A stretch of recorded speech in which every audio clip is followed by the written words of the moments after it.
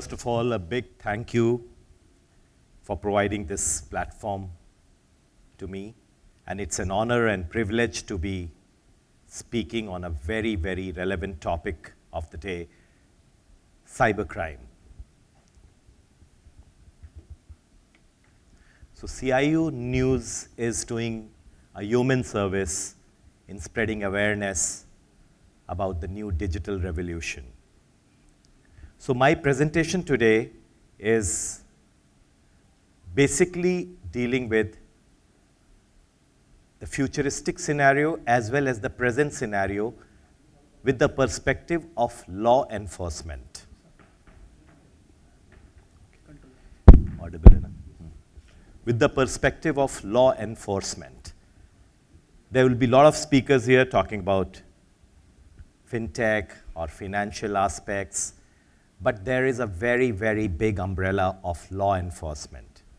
Many times certain acts are done which contravene the law and the person is oblivious of the fact that this is a violation of the law.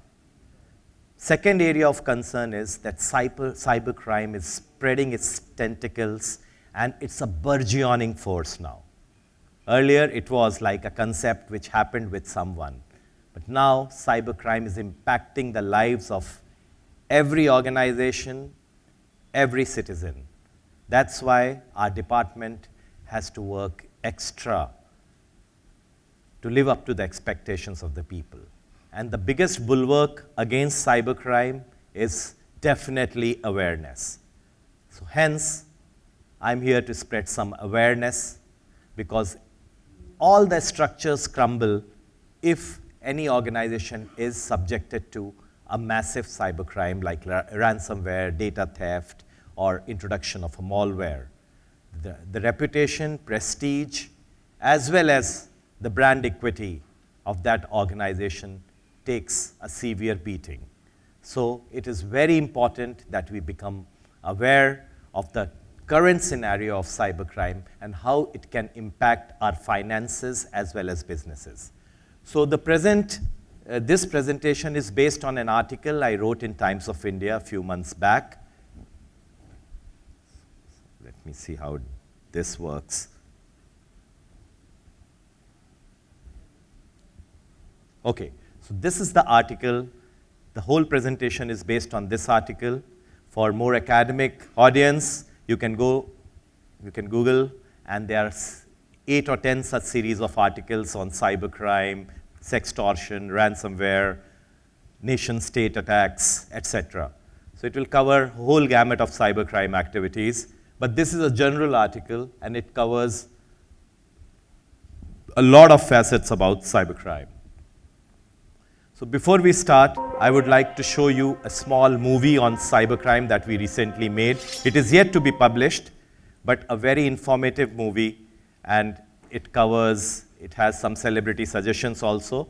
So it covers most of the facets of cybercrime, and then we'll deal with each of them in a slightly more exhaustive manner. Okay.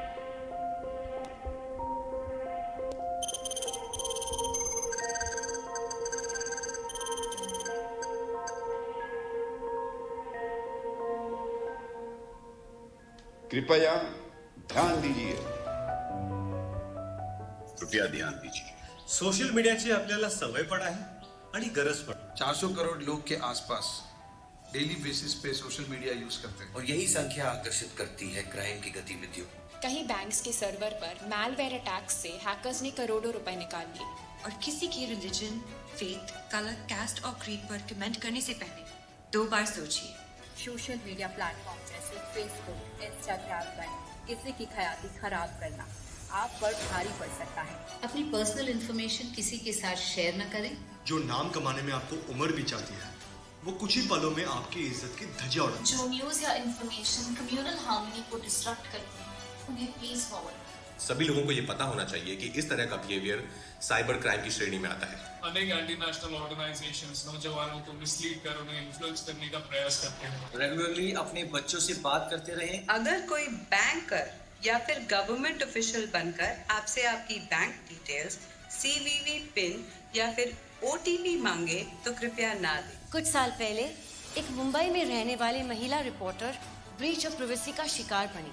इथे आपले debit card और credit card swipe होतं तेव्हा अशी शक्यता असते की card schemer वापरून आपल्या कार्ड्सचे डिटेल्स चोरले जाऊ शकतात. क्योंकि महाराष्ट्र साइबर सेल आप लोगों के पीछे पड़ा है जो कि साइबर क्राइम्स कमिट कर रहे हैं. Maharashtra cyber department cyber space में सुरक्षा के लिए बेहतरीन काम कर रहा है और आप भी इसमें अपना सहयोग दें, एक रिस्पॉन्सिबल नेटिजन बनिए.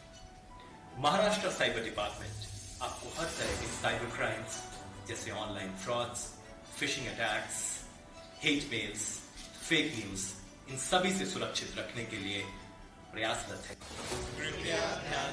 Okay, so this was a small movie capturing the essence of cybercrime in a very lucid way.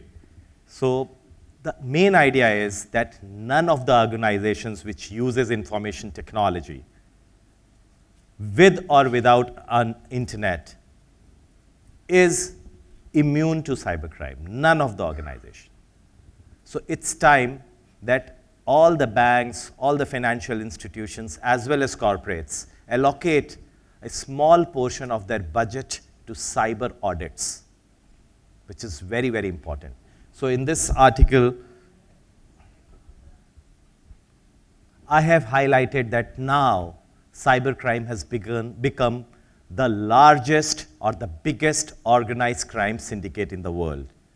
Many of you must have watched movies in Netflix like Narcos and narco trafficking. But I must tell you, cybercrime is more than 3 times of narco trafficking in the world right now. So it is touching about $6 trillion last year, according to Forbes, which is more than twice India's economy. So this is the humongous nature and the kind of reach cybercrime has already achieved. And by 2025, when we hope to be a $5 trillion economy, cybercrime will easily surpass $10 trillion at this given pace. So that's the kind of, the cybercrime effect it's happening all over the world. So it's no longer a lone savant in hoodie which is doing cybercrime. There are several organizations well funded on professional lines whose only profession is to commit cybercrime. You might have heard about a recent raid in Mewat in Haryana. It's a small village, but the beauty of this operation is that 400 cyber criminals were arrested. 4,000 duplicate or fake SIMs were recovered. And it has better internet connectivity than even Bombay, because they have paid the internet service providers and got the towers erected there. So this is the kind of well-funded organizational structure of cybercrime we are witnessing in the country right now. Okay, so these are certain iconic cases of cybercrime that have happened in Maharashtra, and yet we are not very much aware of them. For example, there's an organization called Maharashtra Industrial Development Corporation, very recently victim of ransomware. They have yet not recovered their data. Just a few months back, JNPT, the largest inland container port, was a victim of ransomware attack again. Even now, certain operations are being done manually in pen and register. So it is very important that none of the organizations are immune from cybercrime. Recently, AIMS, still nobody knows who caused that data theft and ransomware attack on the Indian premier medical institute, AIMS. So another case is that of Cosmos Bank that we are still investigating. About 100 crore rupees were siphoned off in a swift operation through ATMs in 28 countries. So you understand, if an investigator, what a difficult and onerous and enormous task it is to investigate this case. 28 countries one has to coordinate. And from there, through ATMs, more than 100 crores were siphoned off. We have recovered till now only 12 crores. So 88 crores, the criminal is still laughing his way to the bank. That's the transnational nature and difficulty in investigation of cybercrimes. So,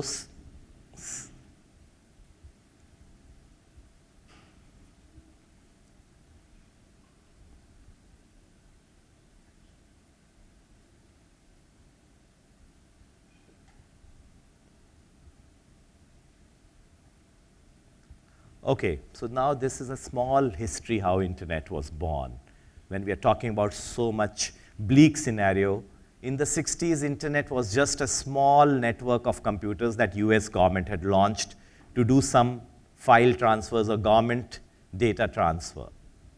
But imagine, in about 50, 60 years, internet has become such a humongous facet of our life.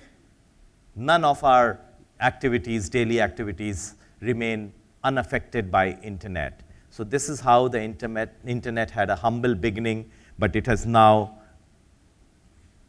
surpassed all our expectations, and the future scenarios are even more prevalence of connectivity, internet, and along with that, apart from so many benefits like IoTs, driverless cars, clone armies, etc. You can talk about a lot of benefits, but there's a lurking aspect of cybercrime always when internet assumes more and more importance. So these are few cases that I have culled from our own investigation files, which highlight certain aspects of cybercrime in a very unique and innovative manner. This is my favorite case which we solved and arrested the criminal. It is the case of a lady journalist who used to live in a typical Mumbai studio apartment, and she was inured to chatting with strangers on the net, not realizing that what a danger is lying behind that. And while talking to one of the cyber criminals who was arrested later on, he introduced a malware or a virus in her system called Video Keylogger, which was a very innovative, out-of-the-box malware at that point of time. So what Video Keylogger did, that it just copied all the keystrokes of the victim and via her own internet transferred it via email to the cyber criminal. Not only that, the speciality of this malware was that even the webcam was switched on inadvertently without the knowledge of the victim, due to which all her pictures, videos in that studio apartment were transferred to the cyber criminal using her own resources of internet. So after a few months, this cyber criminal started traumatizing this lady journalist, and even blackmailing and threatening her with her photographs, with her bank account details, with her intimate letters, pictures, etc., everything. He had more information about the lady than the lady himself. Then it was at that point of time, on the verge of breakdown, and after trying to commit suicide, that this lady approached the police. And then through IP address tracing and other techniques, we could somehow catch on to this criminal and arrested him. And he turned out to be a school dropout who had just downloaded this Video Keylogger virus. And we could still arrest him because at that point of time, it's about a decade-old case, VPNs and the onion router, Tors were not prevalent. Otherwise, we would have got the IP addresses of Uzbekistan or Iran or Iraq, somewhere else. So now we have to bring more sophistication to our techniques to catch such criminals. So, but this was one case which is a pointer of the trends which are happening in the field of cybercrime even now. Okay, this is another favorite case study that we do, is that a few Chinese students hacked onto certain NASA networks, and they could control the trajectory of 2 satellites that NASA had just launched. And to everybody's horror, the satellites, instead of going up, started coming down. This is not science fiction or my own figment of imagination. This is a celebrated case in cybercrime. NASA had to quickly destroy these satellites in order to prevent a massive damage. If these satellites would have dropped onto the Earth, it would be a weapon of mass destruction, more than few nuclear bombs.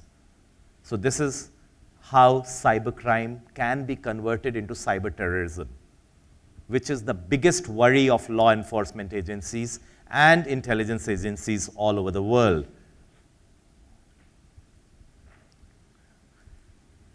So there are various forms of cybercrimes that are, metamorphizing into newer forms every single day. As we talk, we are grappling with eSIM frauds, virtual kidnapping, pig sharking, online instant loan frauds. So recently, we did a case in which certain Chinese nationals were involved in online instant loan frauds and online scams.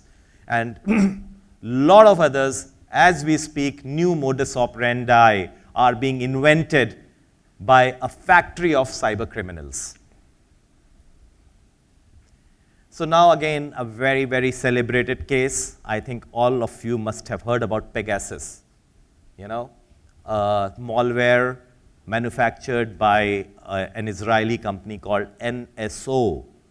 Now the beauty about Pegasus is it is only one unique feature, which makes it so difficult to detect and very expensive, is its zero-click feature. That means for a normal malware to be installed into your system, at least the victim has to click the link once, like what lady journalist did. She clicked the link many times, in which a phishing attack was launched, and she was made to believe something very interesting will open if she clicks that. But now people have become wiser. It's difficult to make aware people click on suspicious or frivolous links. However, what NSO has done in this Pegasus malware is that there is no need to click. It automatically roots the system and gets attached to the phone, which is amazing, incredible, in fact, and nobody knew about it. So that's how about estimated 8,000 Pegasus malware were loaded all over the world. And this zero-click feature makes it an expensive software, and one license was sold for more than 7 crores Indian rupees.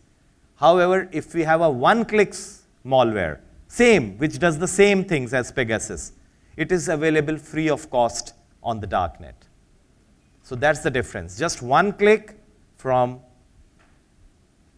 software available gratis to 7.5 crore Indian rupees.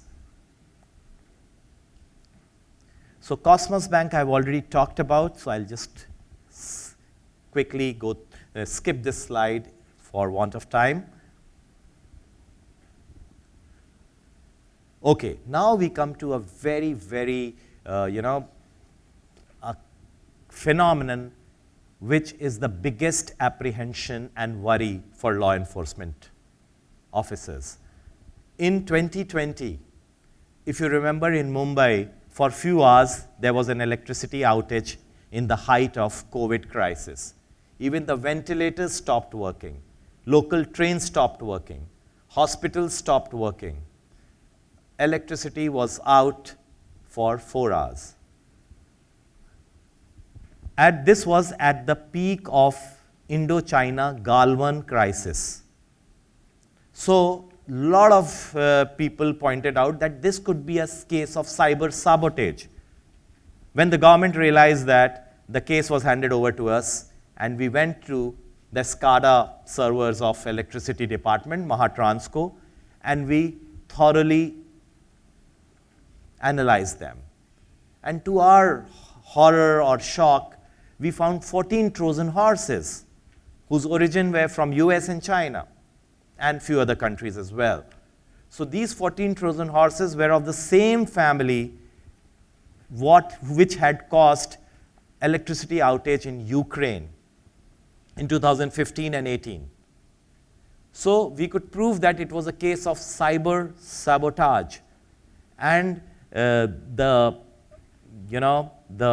protective systems, the firewalls, the antivirus systems, the air gapping between IT and OT systems were sadly all squandered and missing in this particular case. So that's why we always reiterate and re-emphasize that every organization should go for a cyber audit through an accredited agency at least once in 6 months. And please bring up those SOPs and protocols for cyber hygienic behavior in the organization. You know, in some organizations I've seen, employees are downloading pirated versions of software and movies from their official servers, due to which the air gapping between administrative, IT, and OT servers gets compromised. And along with that pirated version of that movie, song, software, etc., comes a malware, which takes over and creates a kind of an attack scenario on that system. This is what is suspected to be the cause of AIMS ransomware attack as well. However, official report is yet to come.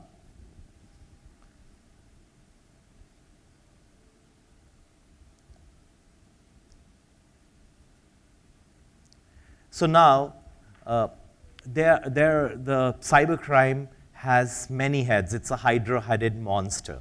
For example, when we talk about darknet, darknet is totally become a platform of criminals.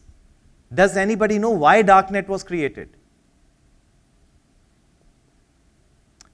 Actually, darknet was created to preserve democracy. There were certain Cold War was going on between America and communist bloc of countries. And in certain countries, America felt that democracy was being stifled. So they created darknet, by which so-called liberated, unorthodox, pro-democratic people can interact with each other through the darknet. But now, with India being a vibrant democracy, there is no need of darknet in India. In my opinion, darknet serves no positive purpose. There are marketplaces in darknet where you can order drugs, where you can order weapons, you can order hand grenades, you can order rocket launchers, you can even order AK-47s. There are marketplaces which claim that you can hire even a Supari killer. You just have to send the picture and address of the person, and through cryptocurrency, one can transfer money, and it is claimed that that person will be eliminated in a fixed number of days. However, I have never found a real life case of such killing through darknet. But these are all the claims of, for example, there's a website on darknet called Azerbaijan Eagles, which claim that you can just hire a contract killer on the darknet. So our recommendation to the government, and I hope this recommendation will be accepted by the central government, that darknet should be totally banned in India like what China has done. So all the drug trafficking, drug cartelization, human trafficking through darknet, and all other crimes, even there are darknet forum where anti-national elements discuss how to launch drone attacks on vulnerable, iconic targets.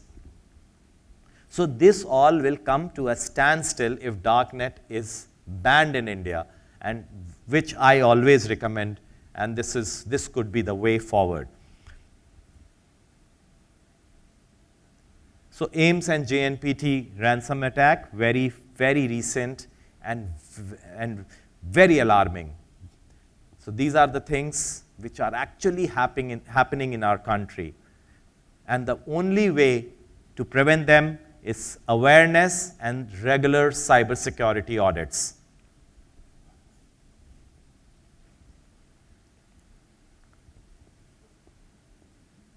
Okay, now we come to the last portion of this presentation. Do I have time or I have exceeded? Okay, otherwise I'll skip this portion. This is a little legislative portion. Okay, so I'll just take 1 or 2 minutes, and then I will be open for some interaction if anybody has any doubts, queries, suggestions, feedback. So now our cybercrime landscape in the country is governed by a legislation called Information Technology Act. Anybody aware when this act was last modified? Yes. Yes. So isn't it ironical that we are having an anachronistic act which has not been changed for last 15 years? And the cybercrime firmament in the last 15 years has totally undergone an absolute change. 15 years back, we hardly had these kind of modus operandi. We didn't have Jamtara, we didn't have Mewat, we didn't have sextortion, we didn't have ransomware attacks, we didn't have online frauds.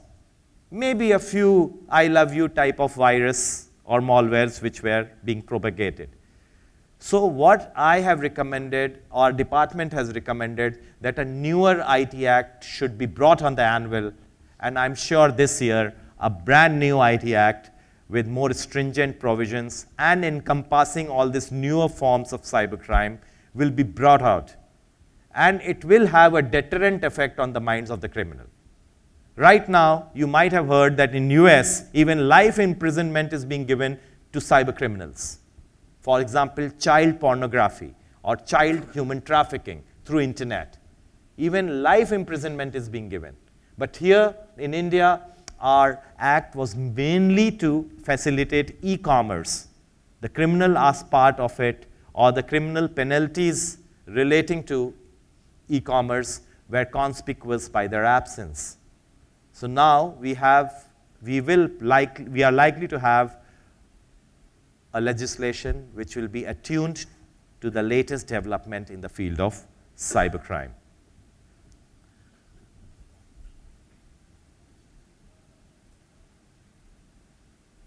Thank you very much. And last point I want to say, if you are a victim or you are aware that a certain cybercrime has taken place in your organization or in your vicinity, please contact us. We are available on all social media platforms. We have our email. If you Google us, Maharashtra Cyber Department, you'll get our emails, phone numbers, etc. So you don't have to go anywhere. You have to just log on to NCCRP portal, National Cybercrime Reporting Portal, file your complaint, and we'll do the rest. So we have tried to make things very simple for the netizens if they are victim of any type of frauds, sextortion, ransomware, or any other type of data theft or phishing attack or any other types of cybercrime. You can easily avail the kind of framework we have set up through our portals, emails, and on all social media platforms. Thank you, ladies and gentlemen, for your patient hearing.